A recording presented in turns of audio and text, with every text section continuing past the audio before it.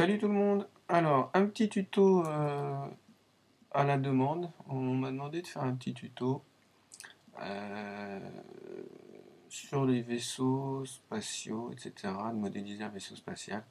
Donc je vais peut-être le faire à l'avenir. Et en discutant un petit peu avec la personne qui m'a demandé ça, je me suis dit que ce serait pas mal qu'on ait les mêmes interfaces de cinéma 4D pour pouvoir travailler plus sereinement et en étant plus efficace, on va dire. Bon, c'est un tuto qui a sans doute déjà été fait sur YouTube, mais bon, pour les gens qui regardent la chaîne, je vais le refaire. Et je vais en profiter pour parler aussi d'une fonction dans Cinema 4D qui est le PSR ou PER, et qui est bien pratique. Et on va parler aussi de Drop to Floor, incontournable. Et voilà, je pense que ce sera à peu près tout. Donc on va commencer. Alors, quand vous allumez Cinema 4D, que vous n'avez jamais modifié quoi que ce soit dans l'interface, normalement vous tombez sur une interface qui doit être comme celle-ci, logiquement. Pour savoir quelle interface c'est, il suffit d'aller dans Fenêtre, Interface, Interface, et ici on a toutes nos interfaces et on voit celle qui est cochée, donc on est sur l'interface de démarrage utilisateur, qui est pour le moment exactement la même que l'interface de démarrage Cinema 4D. Voilà. Je vais retourner sur mon interface de démarrage utilisateur. Et donc on va vouloir modifier ces palettes. Alors nous, aujourd'hui, on va les modifier comme... Moi, je vais la modifier comme moi j'aime bien avoir mes palettes sur Cinema 4D. Vous pourrez faire de même, ou vous pourrez ajouter ou retirer des icônes, des fonctions qui vous servent à vous, et uniquement à vous. C'est tout l'intérêt de personnaliser comme on l'entend son interface. Et selon sa méthode de travail, qui diffère un peu de chacun. Voilà. Donc, ici, donc, on va commencer par Drop to Floor. Je pense que c'est... Déjà, on va commencer par aller sur le site où on trouve Drop to Floor, qui est un plugin gratuit. Donc, c'est sur le site Curiomis Development Zone. Je mettrai le lien sous la vidéo dans la description YouTube. Vous descendez et vous cherchez Drop to Floor qui se trouve ici. Pas confondre avec Drop It. Voilà, c'est Drop to Floor. Donc Drop to Floor version 1.1. Vous avez la version ici pour vos versions de cinéma 4D. Celle-ci doit aller jusqu'à la 11. Je pense doit fonctionner sur la 11 jusqu'à la 11. Enfin, ça a essayé. Ça, c'est la version R12. La version R13 fonctionne aussi sur la R14. Donc, vous cliquez sur le petit icône vert qui correspond à la version de votre cinéma 4D et ça va télécharger. Donc, vous téléchargez gratuitement ce plugin. Une fois que vous l'avez téléchargé, vous allez avoir un dossier zippé sans doute, donc vous le dézippez. Et une fois le dossier dézippé, vous allez prendre votre dossier Drop to Floor obtenu et vous allez le glisser dans votre dossier Maxon Cinema 4D, la version que vous avez, et vous le glissez dans Plugin. Ici, le dossier Drop to Floor, vous déposez pas ce qu'il y a dedans, vous déposez tout le dossier et ce qu'il y a dedans. Voilà. Ensuite, vous faites redémarrer Cinema 4D. Et donc, le plugin Drop to Floor sera installé. Et donc, maintenant, ce qui reste à faire, c'est de venir placer l'icône de ce plugin ici pour pouvoir y accéder facilement et rapidement, sans passer par module externe et puis Drop to Floor. D'ailleurs, pour vérifier que vous l'avez bien installé, vous faites ça, module externe, et vous venez vérifier Drop to Floor s'il est bien dans vos plugins. Donc pour venir installer l'icône ici, on va faire Fenêtre, Interface, puisque c'est ce qu'on veut modifier, notre interface, personnaliser les commandes. Ça va ouvrir une fenêtre comme celle-ci. J'essaie d'agrandir un peu qu'on voit bien, voilà. Et cette fenêtre vous donne à peu près accès à toutes les fonctions qu'il y a sur Cinema 4D, plus les raccourcis. Nous, on veut modifier les palettes qui sont ici. Donc on va faire clic ici pour modifier les palettes. Et en cliquant, on va voir que ça se surligne en bleu. Le surlignage bleu, donc visuellement, on montre qu'on est autorisé à modifier les palettes. Je veux donc rajouter ici Drop to Floor. Donc je vais ici sur le filtre de nom, cliquer et taper Drop to Floor. Et voilà, j'ai même pas fini de le taper, Cinema 4D est déjà reconnu. Il m'affiche ici la fonction, l'icône Drop to Floor. Je le sélectionne en cliquant dessus. Je reste cliqué sur ce que je viens de sélectionner et je fais glisser jusqu'à ma barre, ma palette ici. Et on voit que ça se surligne et donc je peux venir placer là où est surligné. Il suffit que je relâche pour que cette icône vienne se placer ici. Et je vais le placer juste là. Voilà, je viens de relâcher, il est installé. Je vais fermer pour qu'on voie bien. Et une fois installé, je veux qu'il reste là. C'est-à-dire que maintenant, si je ferme mon Cinema 4D, quand je vais rallumer, cette icône ne sera plus là vu que je n'ai pas sauvegardé mon interface. Donc je vais la sauvegarder. Pour ça, je fais Fenêtre, Interface. Et je viens dans, ici, Enregistrer comme interface par défaut. Voilà. Donc maintenant, à chaque fois que Cinema 4D s'allumera, il s'allumera avec cette interface, donc incluant l'icône Drop to Floor ici. Si jamais vous voulez, à chaque fois que Cinema 4D démarre, qu'il démarre sur sur la palette de démarrage, c'est-à-dire que sur la palette de démarrage Cinema 4D d'origine. À ce moment-là, vous faites Fenêtre, Interface et vous sauvegardez Interface sous. L'interface sous vous permettra d'enregistrer cette interface, mais elle ne viendra pas automatiquement se mettre ici et à chaque fois que Cinema 4D s'allume. Il faudra venir la chercher ici en fait. Et selon le nom avec lequel vous l'avez nommé, vous la trouverez et vous viendrez l'afficher. Moi, je trouve ça plus pratique que tout de suite, quand ça s'allume, ce soit sur mon interface. Donc, je fais Fenêtre, Interface, Enregistrer comme interface par défaut. Voilà. Maintenant, on va encore modifier. On voit ici, par exemple, que cette palette, elle est séparée en groupes. Il y a un premier groupe ici, séparation, deuxième groupe. On voit ici qu'il y a une petite séparation qui sépare l'icône de l'autre, mais dans le même groupe. Une autre séparation de groupe, un groupe, séparation de groupe, groupe, séparation de groupe, vous avez compris. Et moi, comme je viens de rajouter ça et qu'il y avait déjà un groupe existant, je voudrais que ça soit dans un autre groupe, soit séparé. Donc je vais le séparer. Donc on fait Fenêtre, Interface, personnaliser les commandes. On fait modifier les palettes, on clique ici. Et on voit ici qu'il y a séparateur d'icônes et séparateur de groupe. Séparateur d'icônes, ça correspond à ça. C'est le petit trait bleu qui sépare deux icônes dans un même groupe. Et le séparateur de groupe, ça correspond à la grande barre ici qui sépare en groupe les icônes.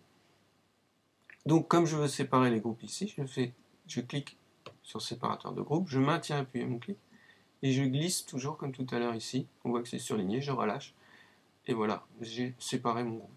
Bien pratique. Maintenant, on va faire d'autres modifications. On va en profiter. Moi, j'aime bien avoir à disposition l'extrusion. Donc, je vais cliquer, par exemple, sur extrusion. Ici, je clique sur filtre de nom et je tape extrusion. Voilà. Il m'affiche toutes les options d'extrusion, donc l'extrusion normale, l'extrusion interne, matricielle, NURBS, uniforme. Donc moi, je vais prendre l'extrusion interne. Je vais venir la glisser ici. Hop. Je vais prendre l'extrusion normale, j'aime bien. Je vais venir la glisser ici. Voilà. C'est tout. J'aime bien aussi le couteau. Donc je vais taper couteau. Voilà. Oups. Couteau. J'ai le couteau coupe dans la surface. Je vais prendre le couteau, je sélectionne, je clique, je maintiens appuyé, je glisse, je relâche. Voilà, donc là j'ai mes trois outils de modeling, je trouve ça cool. Ils sont bien pratiques à ma disposition. Je vais même séparer encore le groupe ici. Voilà, donc là j'ai vraiment un groupe de modeling, à part entière, tout seul, mais c'est très bien.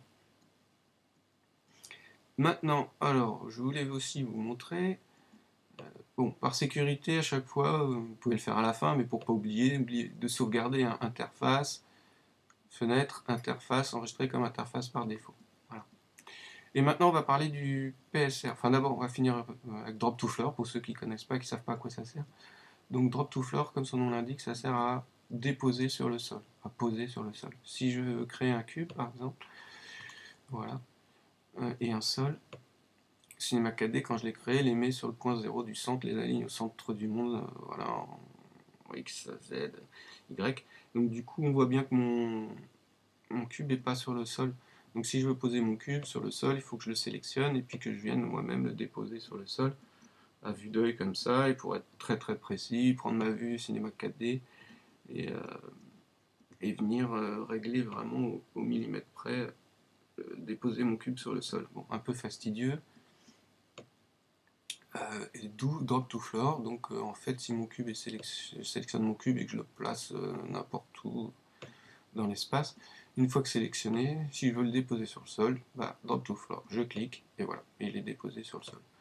Je peux ainsi donc manipuler mon cube, et à chaque fois, si je veux le déposer sur le sol, il sera déposé sur le sol pile poil comme il faut, en un clic. Donc pratique, sympa à avoir sur son interface, pas indispensable, mais à mes yeux bien pratique, et permet un gain de temps. Voilà, donc je vous le conseille de l'installer. On va retirer ça. Et maintenant, on va parler du PER ou PSR, qui est aussi un outil bien pratique. Je vais vous montrer à quoi ça sert. Et ensuite, on le mettra donc sur notre interface. Donc, je vais sélectionner un tube. Voilà, on va aligner notre tube en axe plus Z pour qu'on voie bien. Je vais régler son rayon interne comme ceci pour faire une espèce de tuyau.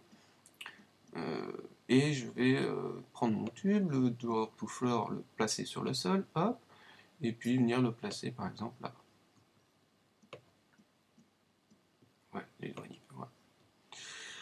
Et maintenant, je vais créer un cylindre, hop, voilà, que je veux aligner au centre de ce tube. Alors, il y a plusieurs techniques. Déjà, la première technique, ce serait d'aligner mon cylindre dans l'axe de mon tube. Donc, il suffit que je clique sur mon tube, je regarde l'axe de mon tube, il est en plus Z, je clique sur mon cylindre, je mets mon cylindre en plus Z, et déjà, on a fait une grande partie du travail. Ensuite, il suffirait de, à l'œil, venir prendre le tube et le placer à peu près ici, puis pour affiner, prendre notre vue cinéma 4D, régler nos trois vues en fonction pour qu'on puisse apercevoir les deux objets réunis, et maintenant sélectionner notre cylindre et à l'aide des quatre vues, venir le placer au centre, à pile poil, voilà, de son tube. On voit que c'est un peu laborieux, qu'il faut quand même bien régler ses vues, bien aller... Voilà.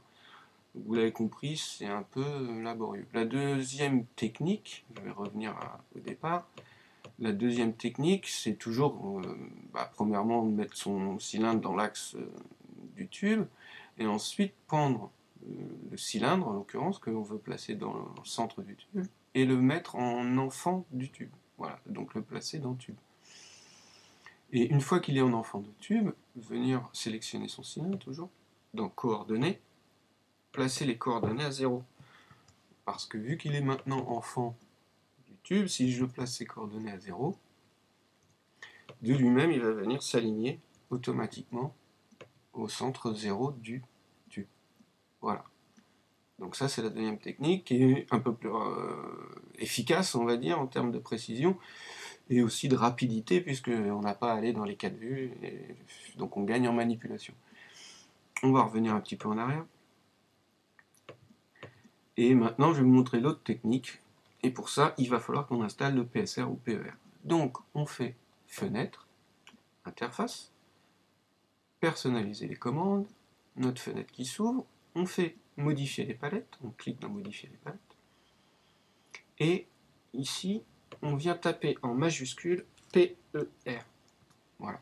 Vous allez avoir tout ça qui s'affiche, parce qu'il va prendre en compte les PER qu'il y a dans aperçu, coupé, enfin non, n'est pas compte.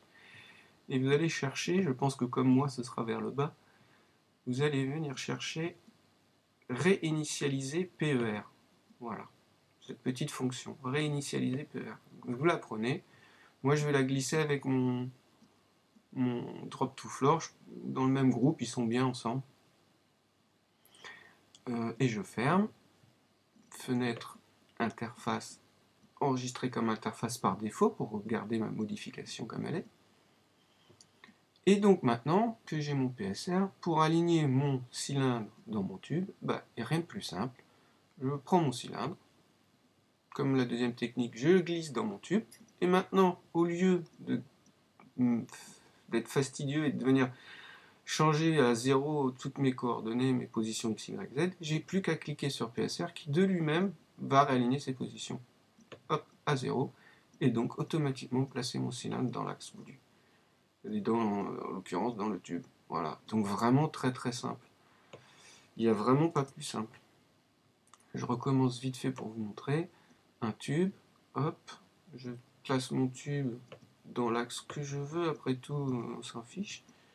Voilà, je vais régler le cylindre ici. Je vais déplacer ça là-bas. Je prends un autre tube par exemple. Pareil, je vais le régler, je vais le mettre dans le même axe. On va faire ça, on va le faire un tout petit peu plus grand. Je veux qu'il soit au milieu de celui-ci. Je prends mon tube, je le glisse dedans, PSR, hop. Et voilà, un cylindre, pas de problème. Hop. Je veux l'aligner comme les autres. Je place mon cylindre dans mon tube, par exemple. Hop, PSR. Et voilà. Donc vraiment très très simple. Et si vous prenez le tube et que vous faites PSR d'ailleurs, hop, vous êtes aligné au centre du monde. Il vient réaligner au centre du monde.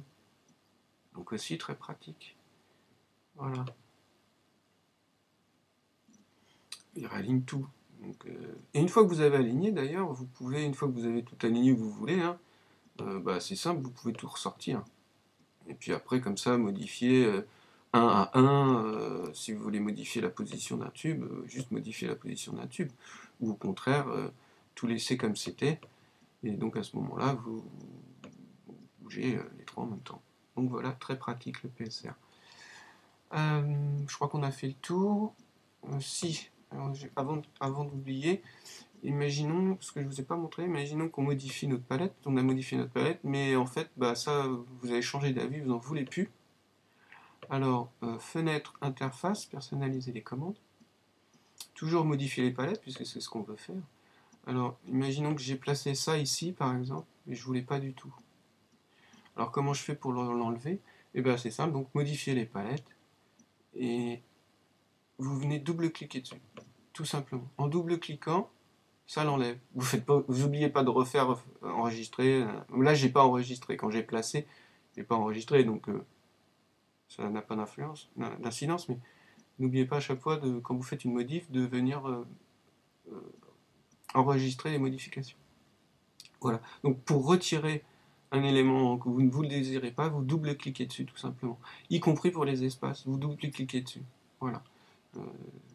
Si je veux un séparateur d'icônes ici, par exemple. Voilà. Et si je ne le veux plus, je double-clique, il s'en va. Dommage.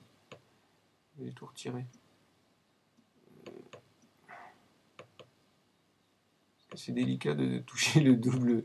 Voilà, j'ai réussi à l'avoir. Bon, moi je vais refaire ma. Enfin, non, je vais pas la refaire, puisque de toute façon, logiquement, elle est enregistrée comme ça. Donc, si je viens refaire interface par utilisateur, voilà. Mes bêtises sont réparées, d'où l'importance d'enregistrer. Voilà, j'espère que ça vous servira et que ça va vous servir pour les prochains tutos si on en fait sur des vaisseaux spatiaux. A plus!